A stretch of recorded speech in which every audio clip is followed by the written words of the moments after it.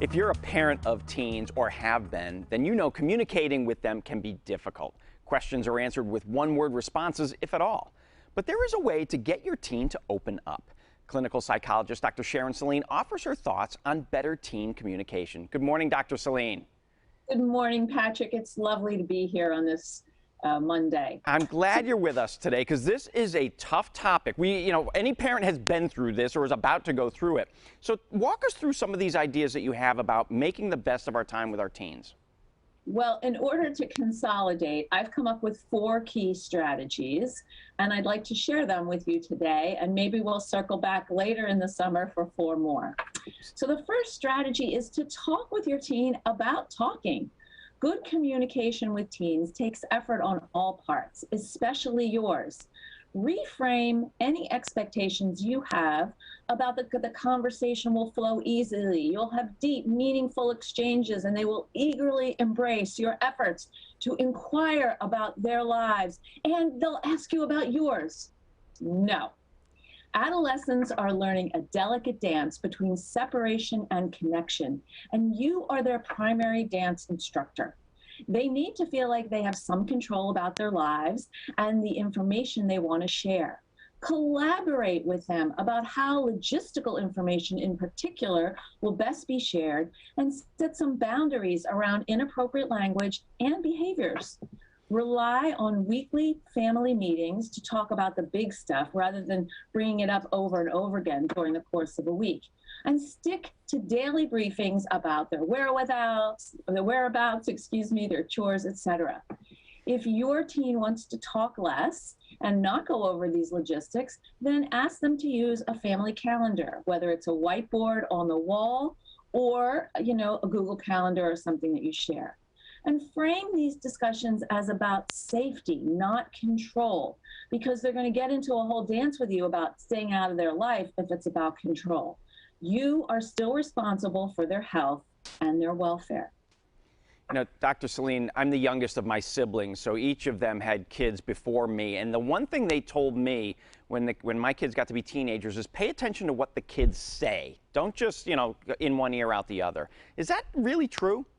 Absolutely. As parents, we want to listen more. So this is strategy number 2. We want to guide our children towards making the best possible choices, but all too often we unintentionally lecture them or probe deeply or too generally. Ask specific questions about their day. Rather than how was your day, try what did you talk about in social studies? What happened at your practice for the ultimate team or for tennis? Who did you play with? What types of questions did other students ask about your presentation?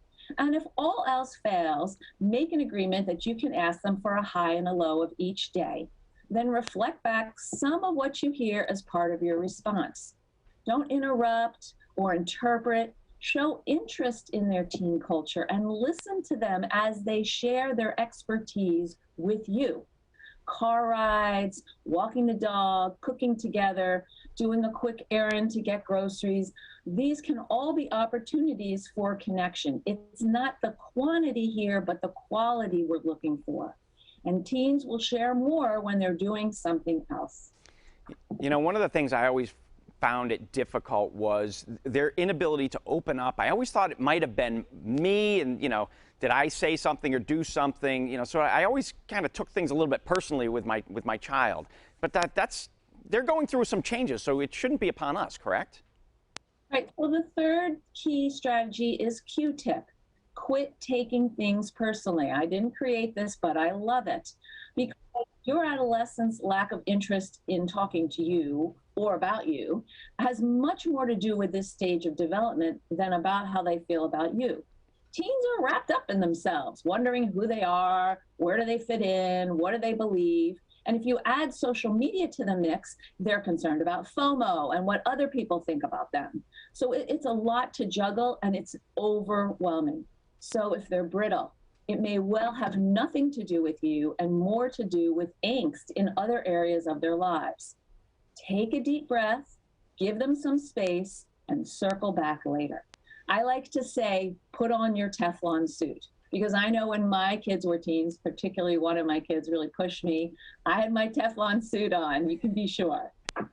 That's a great idea, Teflon suit, which kind of leads to your last point of practicing self-control and compassion. Because as parents, if they're not responding or talking to us, we want to lash out and sort of raise the volume of our voices. But you're saying, like, take a little step back. Exactly. I wish I had worn my Teflon suit a little better with my kids and let things slide more. So my fourth tip is practice self-control and compassion. Teens can push your buttons like nobody's business. When you react to their provocations with anger, sort of a blow up of frustration or intensity, you ratchet things up and offer them a way out of their feelings. It's like an import-export business. They export their feelings onto you or us as parents, and we import them. And then we're all agitated, and they're walking away like cool as cucumbers. So they stop processing what's actually happening for them, and they focus more on what you're doing wrong. So do something different. Offer an observational statement. This is that self-control. I see that you are really upset right now. So let's pause this, and we can come back to it after dinner when we're all calmer. Slowing things down is a great way to shift things because you're managing yourself by not getting angry, but you're also demonstrating fundamental compassion by acknowledging their distress and being the adult in the situation. Always such great advice from you, Dr. Saline. Thank you very much for being on our show today. Hopefully some of those folks who have teens on the horizon will understand better how to communicate with them in the years going forward. Thank you, Patrick, and have a good day.